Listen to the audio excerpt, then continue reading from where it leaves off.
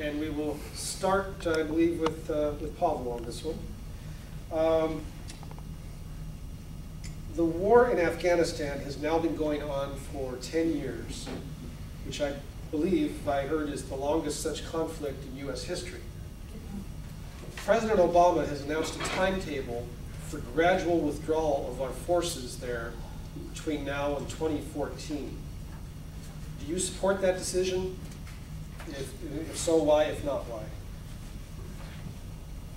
War in Afghanistan, some blame started war in Iraq. Why they say some found weapons of all of this for national security on base, they say it started. When how many? 30 minutes? Yeah, 2 minutes. 2 minutes. Okay. When Bush started war against Iraq over there, they say on base of weapons of mass destruction. Again, for purpose of national security. I think they say didn't find weapons of mass destruction. But it's common sense. If somebody will say me, I will come tomorrow to your house to investigate or find something, sure, I will hide somewhere what they looking for. Same in Iraq, I think they have weapons of mass destruction. But now in Afghanistan, continue war in Afghanistan, it unlanded so many our boys, troopers died there. I think we have to round up this war because we spend so much money on training their troops. Therefore, we have to get our troops from there as soon as possible. But at the same time, I recommend media created this so much problem against our troops. So many troops died because of media. Therefore, my point is, I have to take troops out of there. But now they have to not enroll in military, but for support, but not direct battle against insurgents. But I think it have to take out as soon as possible.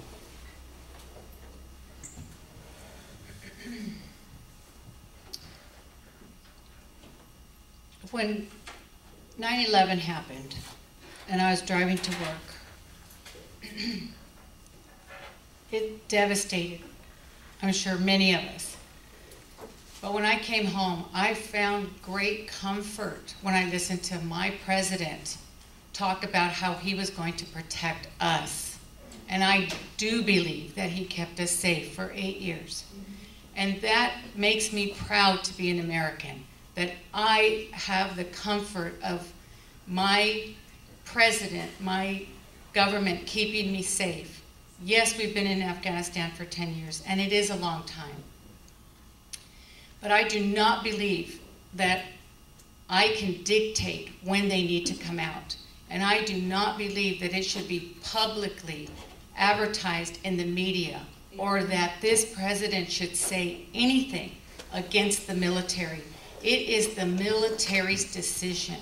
I don't have to know everything that they're doing. I just need to know that they're doing the job of protecting me and my family, our citizens. What happened was bad, and we needed to clean it up so that it wouldn't happen again. I do not feel as safe now with all the secrets and with everything coming out than I did with our former president. It's a military decision. When they decide that it's time, when they decide that the job that they are doing is done, then our men will come home. And I'm aligned to think that I don't have to know the details, but I trust that our military is doing the best job they can. Thank you. I agree with the troop withdrawal plans, although I don't think they will follow through with it. I've been lobbying in Washington, D.C. for the last 6 months against the wars, and I've seen their troop withdrawal schedules out to 2017, 2018, and even then we'll be in this war for another 10 years. It's just a matter of how many more troops do we want to see dead. I'm sorry to say it like that, but it is what it is. We're killing people and they're killing us. There's no, I don't know how to put this, but And if we think that we are safe any safer by dropping bombs on people, we're not. Those people will eventually come around. We are creating more enemies by starting wars with every other country we don't like. We shouldn't have gone in Libya, we shouldn't be in Iraq, we shouldn't have gone into Pakistan, we shouldn't be in Afghanistan. Yes, 9/11 happened, we were hurt, but you don't respond to a tragedy by inflicting more tragedies around the world. That's not how Christian values, Islamic values, Jewish values. God teaches us, do not kill, do not hurt sacred life. God teaches us to bear with patience. When you're inflicted with harm, you deal with it with patience and forgiveness. That's what I've been taught from my God. You cannot, if somebody harms me, I have the right to get justice, but you don't get justice. I wouldn't get peace if I start killing every other person that I could be a potential terrorist or a potential person that would hurt me. That's not how it works.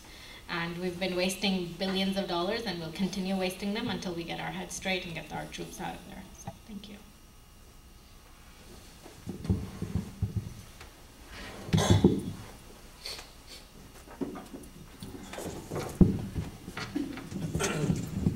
I've got some literature in the back. You want to use it this way? No. Okay. But I wanted you to see this. Don't leave without looking at that. There have been 6,500 Americans killed. Do any of you recognize the name Daniel Adams by chance? Sergeant Daniel Adams was killed in Afghanistan less than 2 weeks ago. He lived right up the street here in Hillsboro. I would like to take a minute of my time and silence in his memory, please.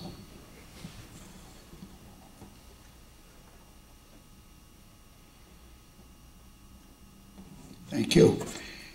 And if I run out of time, I've got two quotes I'd like to give. One is from Cicero, which is over 2,000 years old. He says, the budget should be balanced, the treasury should be refilled, public debt should be reduced, the arrogance of officialdom should be tempered and controlled, and the assistance to foreign lands should be curtailed, lest Rome become bankrupt. People must again learn to work instead of living on public assistance. That's over 2,000 years ago. I'd like to do one other quote. This is from the United States Constitution, Article 1, Section 7, number 12, to raise and support armies, but no appropriations of money to that use shall be for longer term than 2 years. Thank you. Okay, just to give you a window into what it's like to be a 911 family member on that day, I called my family back east, and I forgotten that David worked in the World Trade Center. I grew up with him down the road in Oklahoma City. I'm from Tulsa. He had 3 boys about the same age as mine, and I called up my sister-in-law, and I said, well, have you heard anything? She said, David's gone. I said, what do you mean David's gone? He was talking to his wife on the phone. The phone went dead. He looked up and the plane hit the second building. I wanted to go after them right away. Our family started cheering when we went into Afghanistan. Get those bastards. And I'm sorry if I'm not sensitive to this loving religion that murdered my cousin. I'm really sorry about it. That it says in the Quran that the infidels, they are to convert us to their religion, or they are to kill us and destroy us. And we've got to protect ourselves. Now, I don't know that we need to have as many people as we have over there right now. I don't think that's true. When they came over with a few people, they didn't come over with a whole ton of people. I think we can do it with special forces, but that's not my decision to make. It's not a government bureaucrat's decision to make. It's only one person's decision to make, and those are the people that are on the ground the commanding officers in Afghanistan and Iraq, and we are still in Germany. We still have bases in Germany, and I wasn't even alive when that war ended. We still have bases in Japan. My brother was stationed there. We still have bases all over the world, so we can have bases, but we should move out the primary thing. Thank you.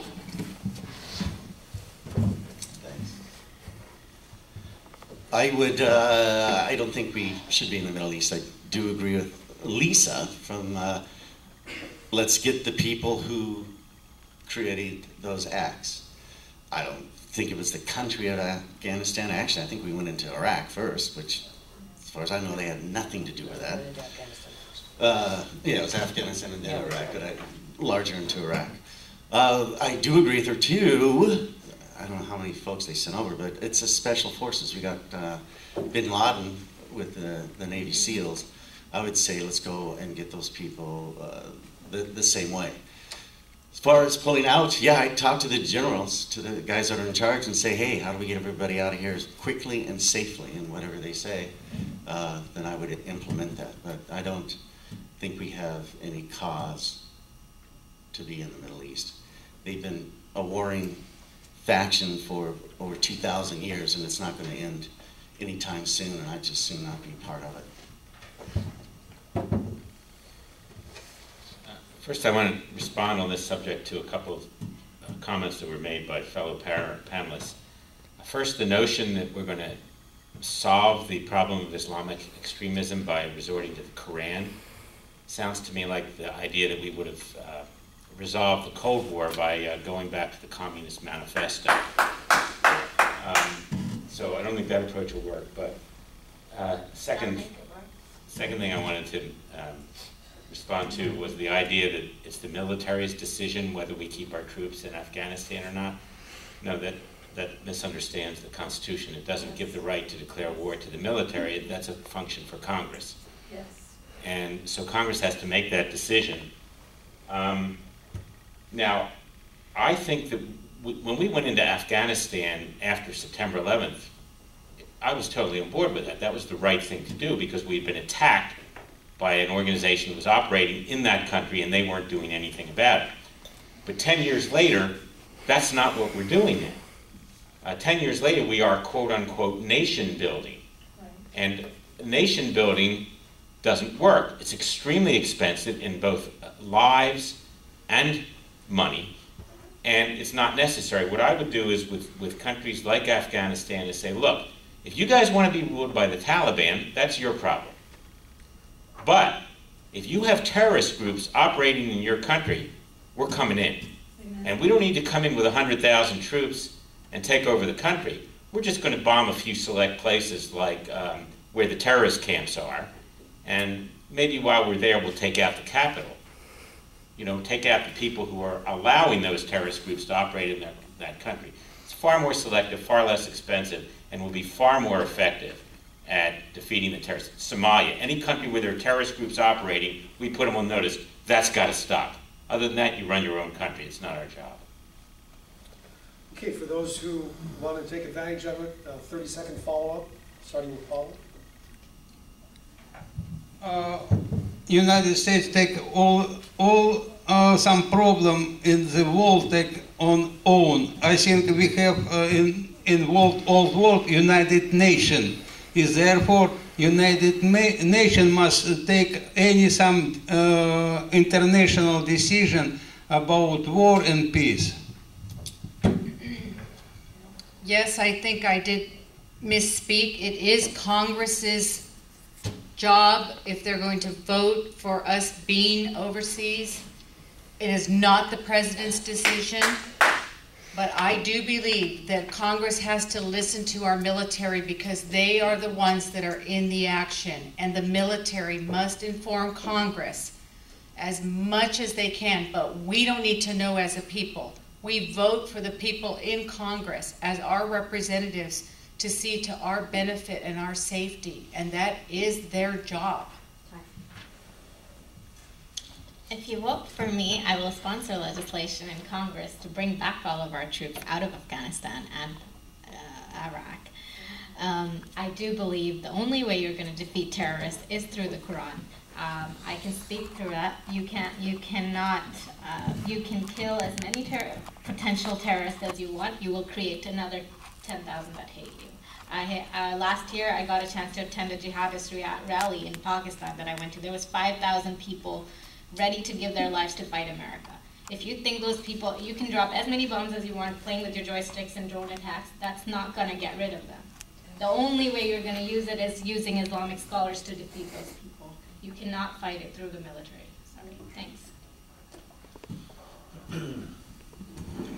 I think everyone will agree that the extreme terrorists are an issue. The military, unfortunately, don't equate to the person on the ground. They don't want to be there, let me tell you. The military have their vested interests, and that's where their purpose lies. Almost all of them are in the warring business. If you go back and look at Afghanistan, for instance, 10 years ago, we were supporting, or 20 years ago, or 15 years ago, we were supporting Taliban with funds and armament so they could fight the Russians. I mean, how fouled up a government policy can you possibly have? How many things can you do wrong with the Congress that you've got now? Boy, you better start making some changes. Condoleezza Rice said they've been at war with us. We just haven't been at war with them after this happened.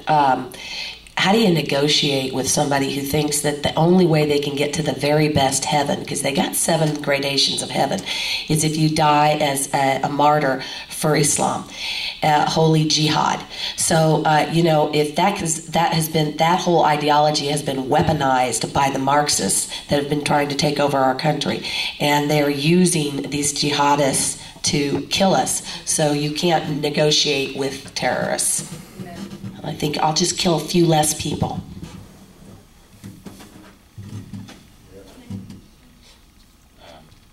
I don't think I have anything to add.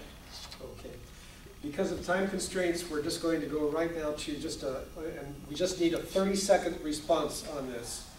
Hold on, I have a question. You may I ask one question to you?